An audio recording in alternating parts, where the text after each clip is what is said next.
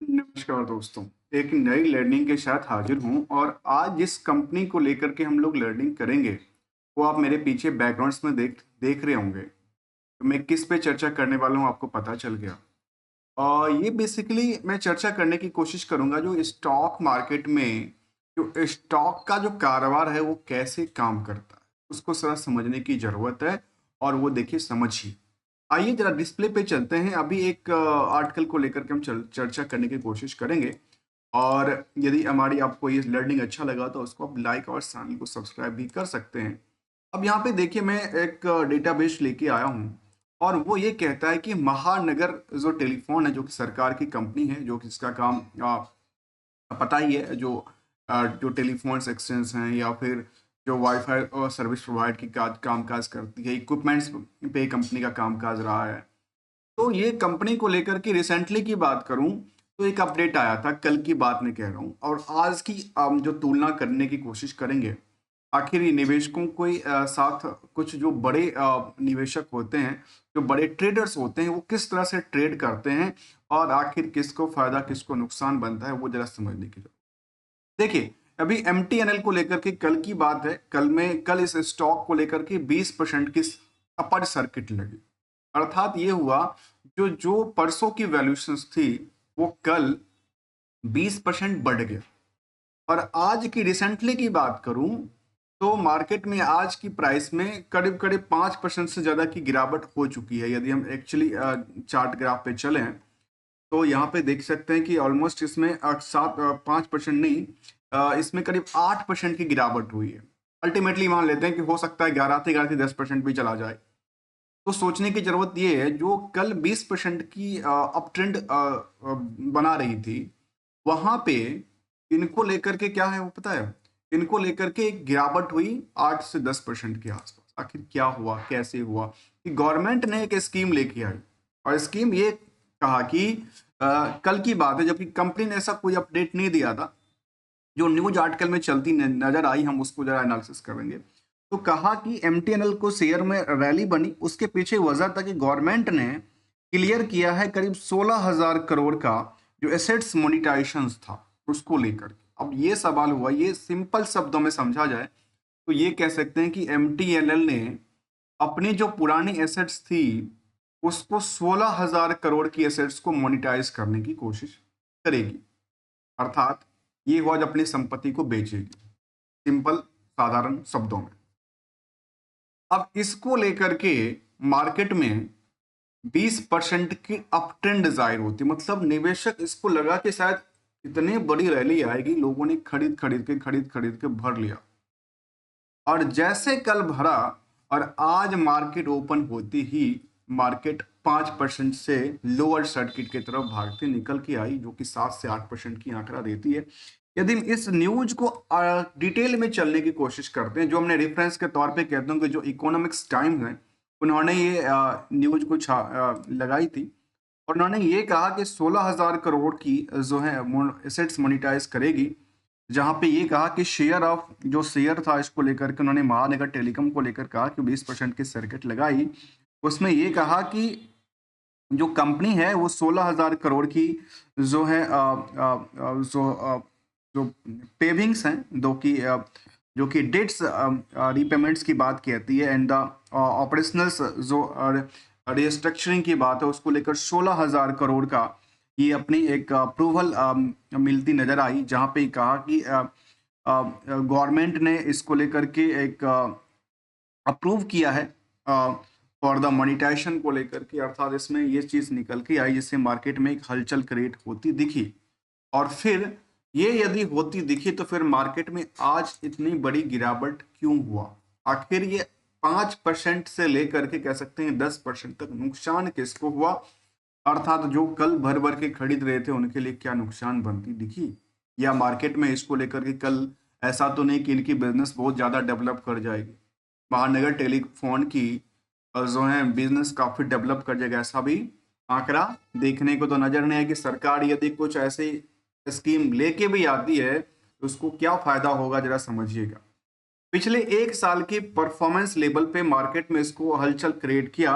जो करीब 20 रुपए की स्टॉक हुआ करता था वो एक बार में स्टॉक पहुंच के करीब करीब नियरली 100 रुपए के आसपास चला गया, लेकिन वहीं 100 रुपए के स्टॉक प्राइस टूट के दोबारा कह सकते हैं करीब करीब 50 रुपए से नीचे आ गया। मतलब सोचिए, एक बार में आपकी रफ्तार गई और रफ्तार के साथ साथ आपने रफ्तार को तोड़ी।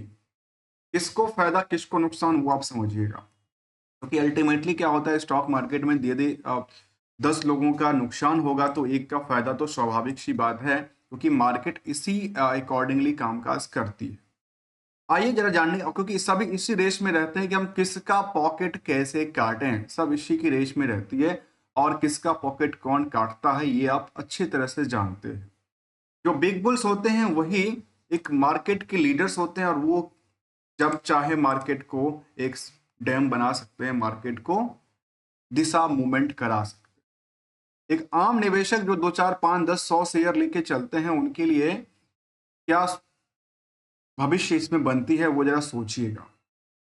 आइए, मैं आपको डिमोटिवेट की बात बिल्कुल ही नहीं कर रहा हूँ। स्टॉक मार्केट में लोग पैसे कमाते हैं, पैसे लोगों की पॉकेट से निकल जाता है, पोर्टफोलियो की वैल्यूएशंस घट जाती है, लेकिन समझने की जरूरत ये पड़ती है कि आखिर इसमें होता कैसे है, क्या करती है काम, और सब एक दूसरे के पॉकेट कैसे काटते हैं, किसका पॉकेट कितना कटता है वो सब हम जानते हैं, आप सब जानते हो।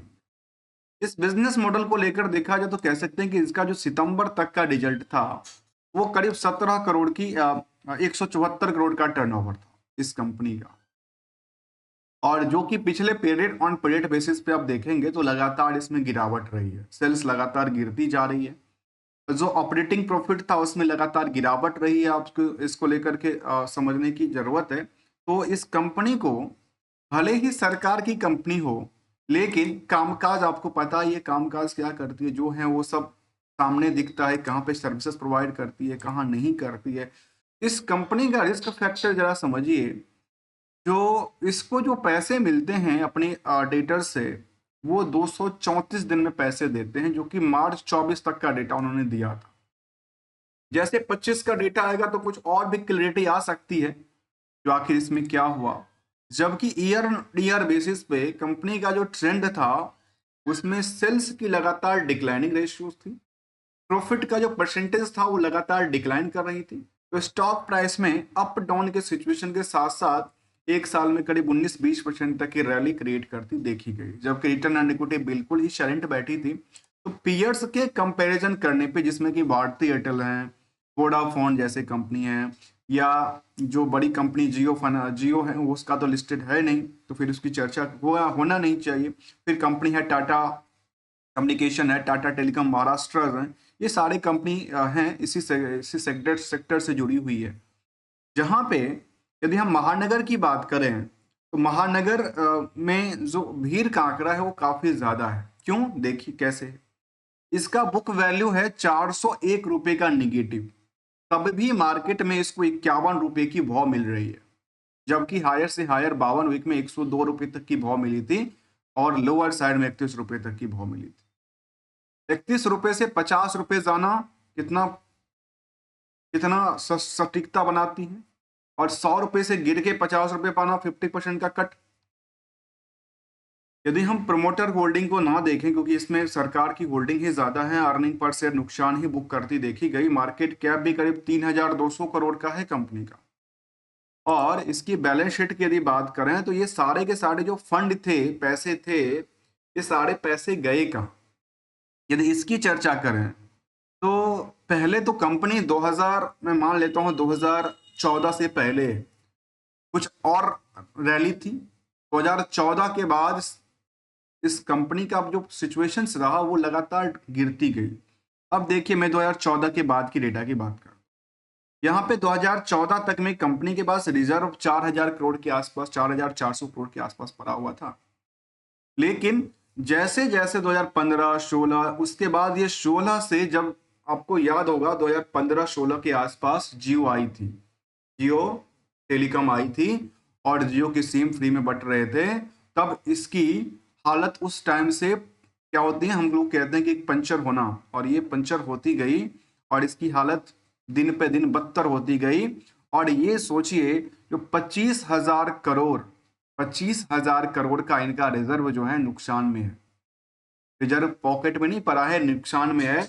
और ये सारे पैसे गए कहाँ? तो इसको कहते हैं हम लोग जो खाना पूर्ति में यूज किया गया, इधर से उधर चीजों को लेकर के निकाली गई। और क्या इस पे कभी ध्यान दिया गया? जबकि 31,000 करोड़ की कंपनी के पास कर्ज भी है और सरकार की इतने सारे स्कीम्स हैं, इतने सारे चीजें हैं, उसको लेकर क्या बड़ी बड़ी विडंबना पीटी जाती है, समझ नहीं आता।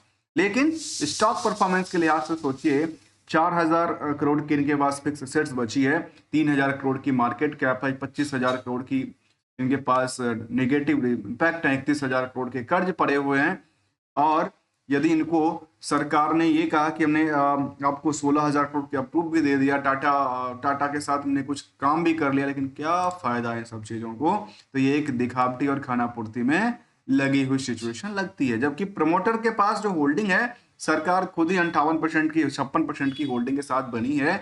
और रेस्ट होल्डिंग की बात में तो आम पब्लिक और डीआई के पास। अब डीआई के पास भी क्या करेगी, मजबूरी है, उनको रखना है। ओके, डीआई में ज्यादातर कौन होगा? या तो एलआईसी होगा या एसबीआई होगा। यहाँ पे 13% की होल्डिंग में 13% की होल्डिंग केवल और केवल एलआईसी की है, life insurance corporation of India के पास। रेस्ट आम पब्लिक के पास 30% पॉकेट में है। 30% में कोई भी बड़े निवेशक इसमें पैसे बिल्कुल ही नहीं डाल के रखे हैं। और कंपनी ने ऐसा कोई भी अपडेट नहीं दिया है कि यहाँ पे 16,000 करोड़ या 20,000 करोड़ का, केवल गवर्नमेंट ने अप्रूव किया। इसको लेकर के मार्केट में कुछ आर्टिकल छपी और मार्केट में इसको बड़ी आयाम पे पहुंचाने की कोशिश किया, और फिर मार्केट इसको 8% की गिरावट के साथ कामकाज करती देखी गई। यदि आप चार्ट ग्राफ को देखेंगे तो ये देखिए, पिछले 5 दिन के ग्राफ के मुताबिक जो मार्केट रेस में कहाँ पे थी, वही 40-45 रुपए के आसपास चलती निकली थी। वही मार्केट जंप होके 20% सर्किट लगाती है, तो फिर 10% सर्किट लोअर सर्किट के साथ 10% का लोगों का कट मार के नुकसान करती देखी गई है। दोस्तों, मिलेंगे कुछ नई लर्निंग के साथ विदाउट किसी ट्रेडिंग एडवाइजरी नोट्स को लेकर, क्योंकि we are not an traders, not an advisers, only as a learner. और यदि आपको वीडियोज अच्छे लगे हों और ये लर्निंग पर्पस के लिए, तो आप इसको लाइक और चैनल को सब्सक्राइब भी कर सकते हैं। मिलेंगे कुछ नई लर्निंग के साथ, तब तक के लिए thanks for the joining us.